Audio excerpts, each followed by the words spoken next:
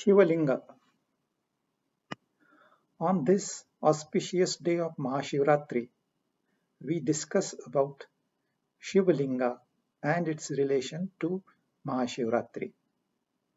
It is very interesting to ask these questions. What is Shivalinga? Why do we worship it? Why these festivals? What is Mahashivratri? People follow these rituals blindly and then they don't benefit out of it. Instead, ask these questions. The answers are very interesting. In olden days, some guru would give this type of practices to his shishyas. Go and offer water to Shivalinga, he would say. And student, a disciple, will follow it as an order. But while he is following this ritual, he will also think, what is this Shivalinga? Why Guru has asked me to offer water to Shivalinga? He will research on it. If he finds the answer on his own, he is educated. But if he cannot, he will go back to Guru, surrender to him, and then ask for the explanation. So this is how people were educated in those days. It's an informal education system. Don't follow these blindly. Ask this question, what is Shivalinga? Shivalinga is a very simple object conveying a great idea. There is science behind Shivalinga. It has been designed after considerable thought.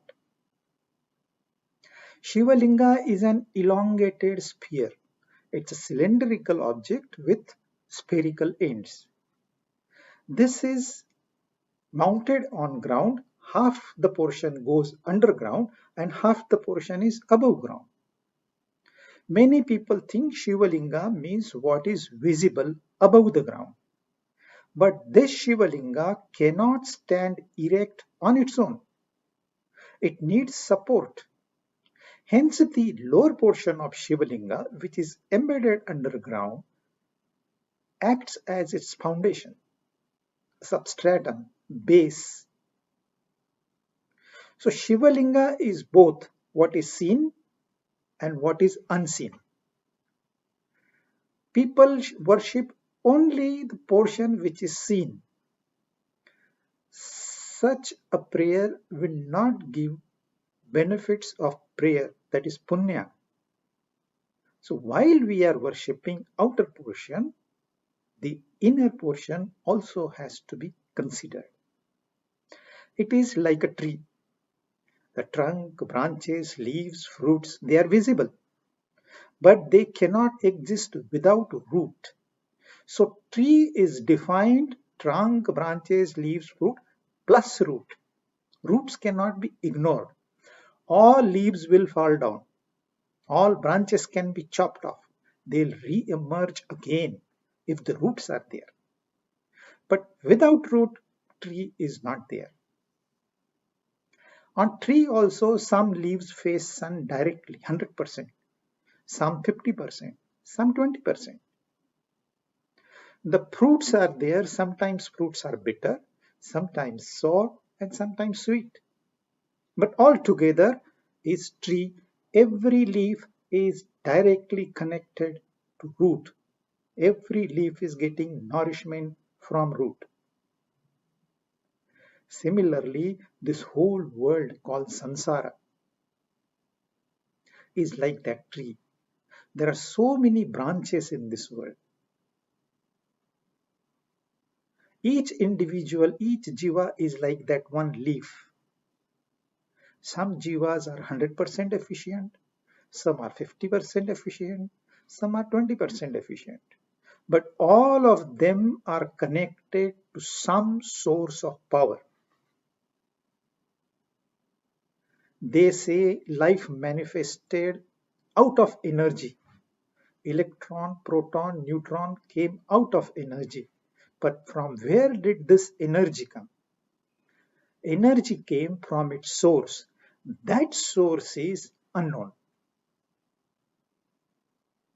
This world is manifest. out of that source. But that source is manifest also and unmanifest also.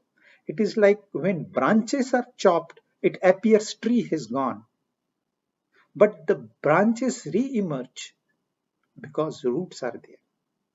So roots play major role of nourishing the tree. Similarly, the source of energy plays important role. Whatever is visible, whatever is perceptible, whatever can be thought of is manifest world. And from where does it manifest? That is unmanifest, unknown. Because it is unknown, it cannot be rejected. There has to be something, some basis. And that relationship of manifest and unmanifest, the world and its substratum, people and God, is symbolized in Shivalinga. Shivalinga is one simple piece which is available in nature, but it teaches us this lesson to recognize that which cannot be recognized. Realize that reality and you will be happy. This is the message of Shivalinga. This manifest portion and unmanifest portion is called Prakriti and Purusha. Prakriti is whatever is changing, and Purusha is that which never changes. Sometimes Prakriti is called Mother Earth, and Purusha is that seed giving father.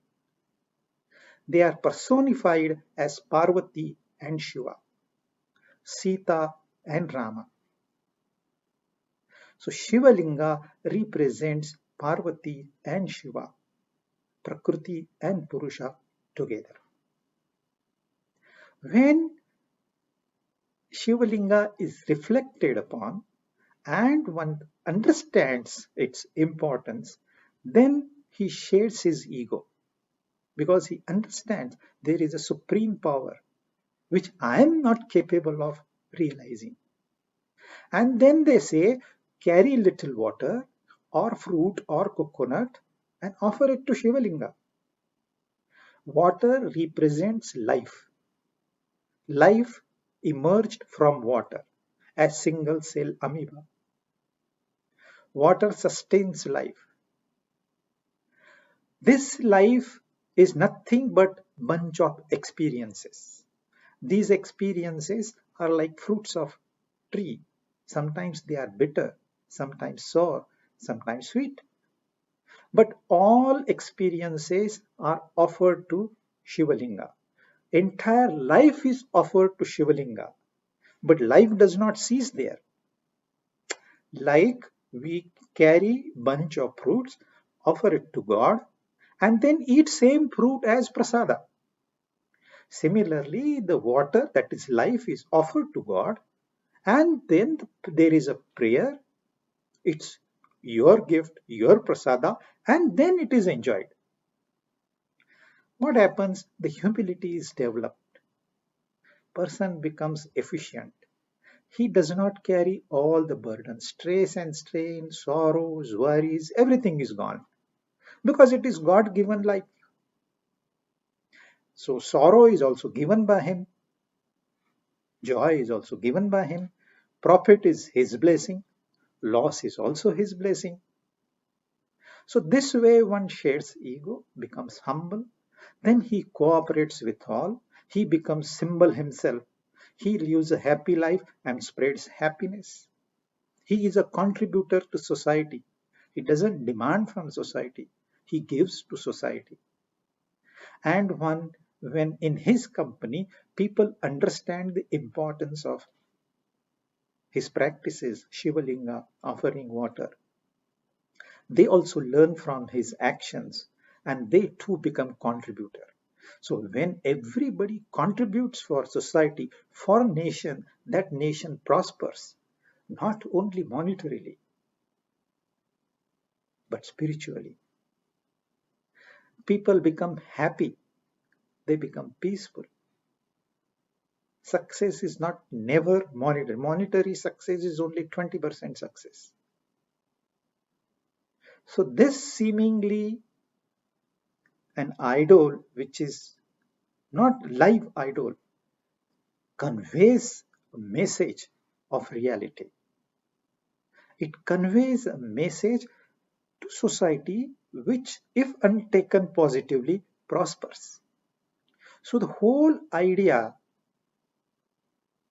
is to come together, work together in the spirit of yajna, and progress together. It's not only Shivalinga and offering water to Shivalinga, there are so many other aspects of prayer, particularly on this day of Mahashivratri. Prayer is a daily ritual, but Mahashivratri comes once a year. Those who are used to prayer, for them Mahashivratri is not so important. But for others, it is a reminder. Once a year, you are reminded that you are divine. Why are you suffering? It's a symbol of Shiva. Shiva means auspiciousness. Everything is good about him. Everything is calm and quiet, cool. Even family of Shiva conveys this message.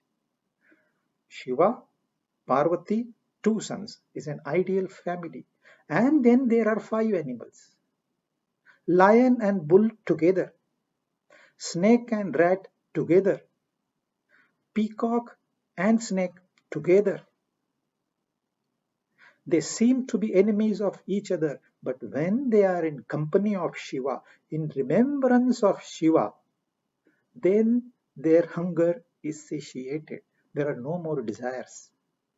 So they live in harmony whenever they think of Shiva. So this is how society should function. So this community celebration called festival is important because sadhana is not individualistic. One person realizes God is not sufficient.